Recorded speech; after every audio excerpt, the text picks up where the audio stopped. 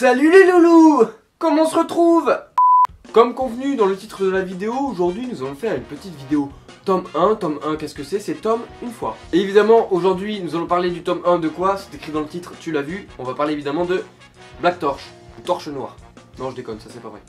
Alors Black Torch est un shonen des éditions Kiyun du mangaka Tsuyoshi Takaki, qui a aussi fait... Je sais pas. I don't know my friend. Alors Black Torch, qu'est-ce que c'est? Parce que c'est pas que la version Zamatsu d'une torche, oui, on peut se le dire, mais non. Parce qu'après du coup la suite de Black Torch c'est quoi? Black Torch Rosé. Jiro, et pas Yajirobe, on sait très bien qui c'est, n'aspire qu'à une vie tranquille. Et pourtant, c'est un véritable aimant à problème. Non seulement il appartient à une lignée de ninjas, et son père n'est pas Naruto, ni Sasuke, ni Choji, ni Shikamaru, mais il a en plus la capacité de communiquer avec les animaux. Marcelino, Papipino, il parle avec les animaux. Alors quand il trouve un mystérieux chat noir mal en point, il n'hésite pas une seule seconde à lui venir en aide. C'est vraiment un type comme ça.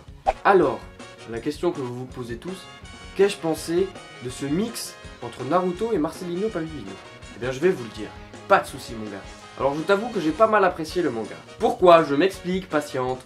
Alors comme l'auteur le dit à la fin du manga, il a voulu contemporaniser, ça se dit pas, on s'en branle, mais tu as compris le sens du mot derrière caché, parce que le dictionnaire ne dit pas forcément ce mot, mais parce que l'univers des ninjas. Et je trouve que il s'est pas mal démerdé. Parce que voilà, on a eu l'habitude avec Naruto, des ninjas qui partaient à la guerre des shinobi, avec des kunai, tout le monde était des ninjas et tout le monde se foutait sur la gueule. Et généralement dans les autres mangas, quand on voit les ninjas apparaître, c'est genre le ninja pur et dur, tu vois, genre le ninja combinaison, masque et tout, on voit que les yeux ils arrivent en mode... Ils ont disparu sans même que tu aies le temps de crier garde. Et là, eh bien c'est pas du tout pareil. Je ne vais pas te le dire parce que voilà, Black Torch, tu dois le lire parce que de toute façon je pense que tu l'as lu, tout le monde attendait ce manga. Mais dedans, le concept du ninja est remis à l'ordre du jour et j'apprécie ce fait.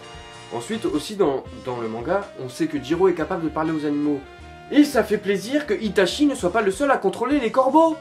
Alors au niveau du dessin, j'ai apprécié voilà la patte artistique de cet artiste évidemment. Le dessin me fait penser à quoi? Eh bien je vais vous le dire, ça me fait penser à Blue Exorcist. Les scènes d'action sont également très bien réalisées parce qu'il y a des mangas où voilà les scènes d'action on voit vraiment pas l'action. Là, voilà, quand ça bastonne, ça bastonne. T'as l'impression d'être dedans.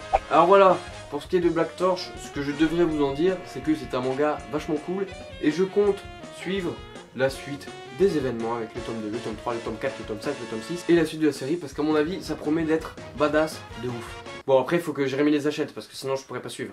Parce que en fait le tome 1 il est pas à moi. Comme la majorité des tomes 1 que je fais en vidéo.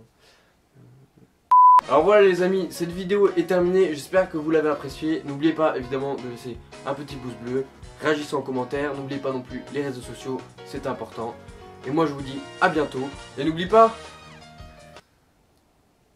Bon vas-y nique sa mère, abonne-toi.